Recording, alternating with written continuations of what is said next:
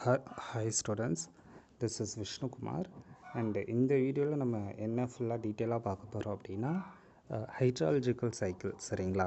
Hydrological சைக்கிளை பற்றின full டீட்டெயிலாக அண்ட் அதில் என்னென்ன காம்பனன்ட்ஸ் இருக்குது, என்னென்ன இருக்குது அப்படிங்கிறத பார்ப்போம். ஓகேங்களா?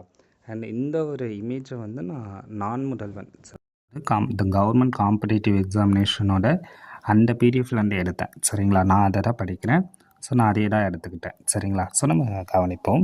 ஸோ ஃபஸ்ட்டு விஷயம் நீங்கள் என்ன தெரிஞ்சுக்கணும் தெரியுமா? ஹைட்ராலஜிக்கல் சைக்கிளில் லிக்விட்லேருந்து கேஸாக மாறினா என்ன, கேஸிலேருந்து லிக்விடாக மாறினா என்ன அப்படிங்கிற விஷயம் புரிஞ்சுக்கணும். சரிங்களா? ஸோ அப்படி பார்த்தீங்கன்னா லிக்விட்லேருந்து கேஸாக மாறுச்சுன்னா பேர் தான் எவாப்ரேஷன். சரிங்களா? அப்போ லிக்விட்லேருந்து கேஸாக மாறினா எவாப்ரேஷன், கேஸ்லேருந்து லிக்விடாக மாறுச்சு அப்படின்னா அது கண்டென்சேஷன். சரிங்களா? கண்டென்சேஷன். ஸோ இந்த இதை முதல்ல புரிஞ்சுக்கணும்.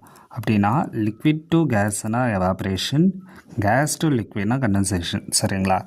இதுக்கப்புறம் நீங்கள் என்ன தெரிஞ்சுக்கணுன்னா இந்த இமேஜை பாருங்கள். இந்த இமேஜில் இருக்கிற ஒவ்வொரு வார்த்தைகளும் முக்கியம். எப்படி சார் அப்படின்னா இங்கே பாருங்கள், கண்டென்சேஷன் வந்து மேகத்தில் நடக்குது. ஓகேவா? நம்ம நார்மலாக மேகத்தில் நடக்கும். இது ஃபஸ்ட்டு எப்படி ஆரம்பிக்கும் அப்படின்னு நம்ம பார்க்குறப்போ இப்போ இங்கே பாருங்கள், இதான் ஓஷனா. ஸோ ஓஷன் அப்படின்னா கடல். சரிங்களா?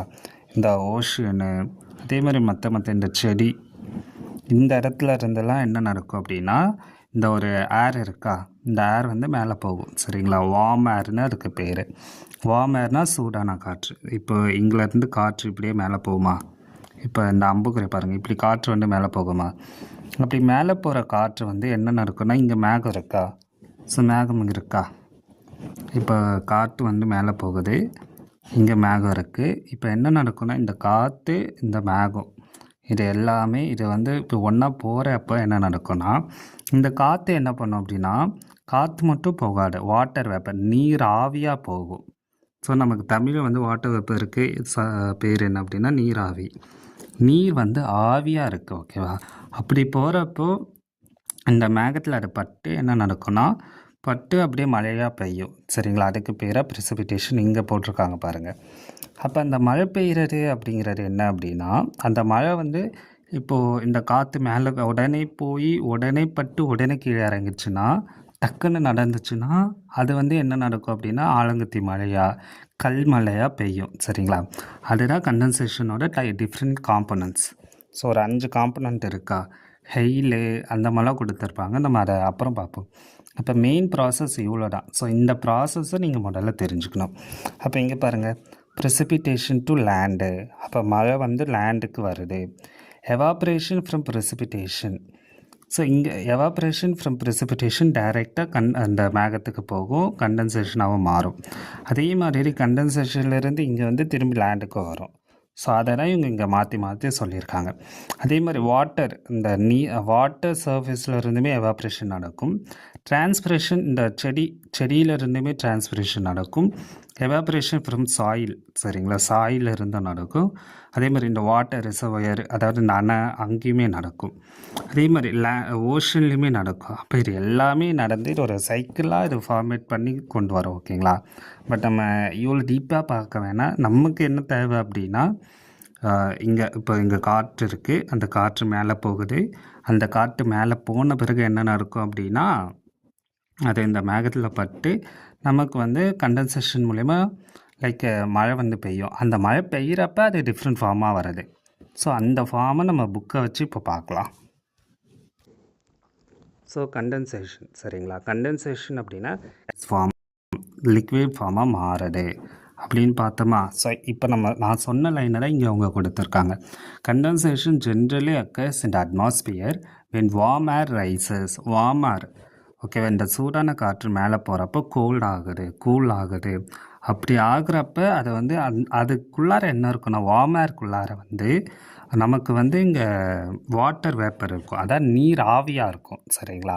அப்போ அந்த நீராவி என்ன பண்ணோன்னா மேகத்தில் பட்டு அந்த நீரை வந்து அதை இழந்துடும். சரியா? அப்படி இழந்துறதுனால அது மழையாக பெய்யும். ஸோ புரியுதா? ஸோ இங்கே பாருங்கள் என்ன கொடுத்துருக்காங்கன்னு. warm air rises, cools and loses its capacity to hold water vapor. As a result, excess water vapor condenses. கண்டென்சர்ஸ்னால் என்ன? கேஸ்லேருந்து லிக்விடாக மாறணும். Condensers to form cloud.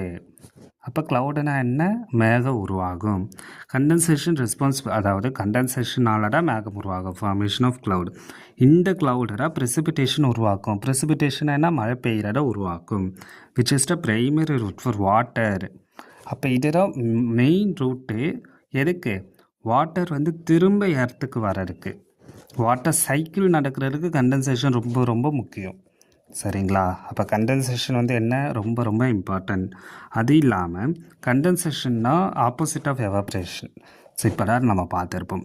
And இதுக்கு நீங்கள் எப்படி இதை நீங்கள் புரிஞ்சுக்கலாம் அப்படின்னா, இப்போ வந்து நீங்கள் சுட தண்ணியை சுட வைங்க, ஓகேவா?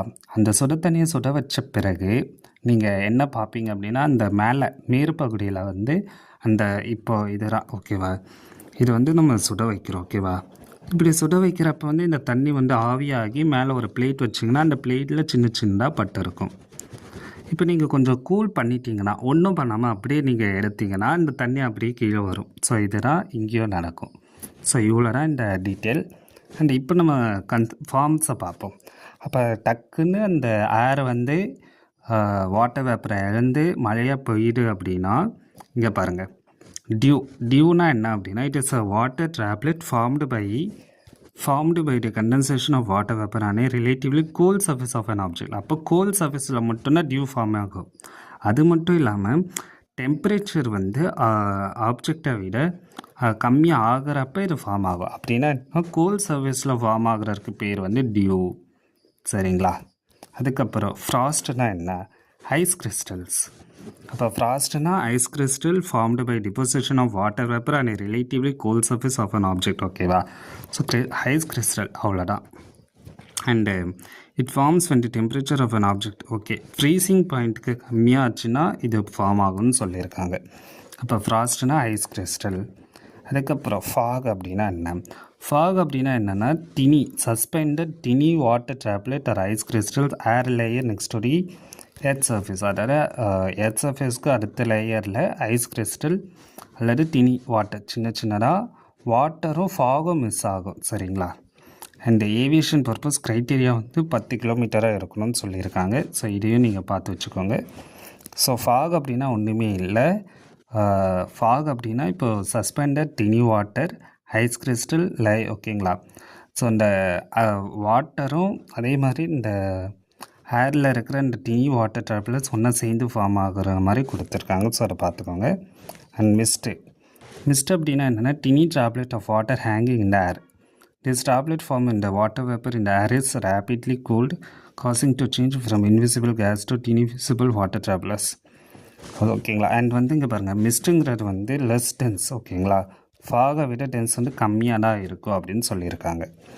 அண்ட் க்ளவுட் அப்படின்னா என்னென்னா மேகங்கள். சரிங்களா?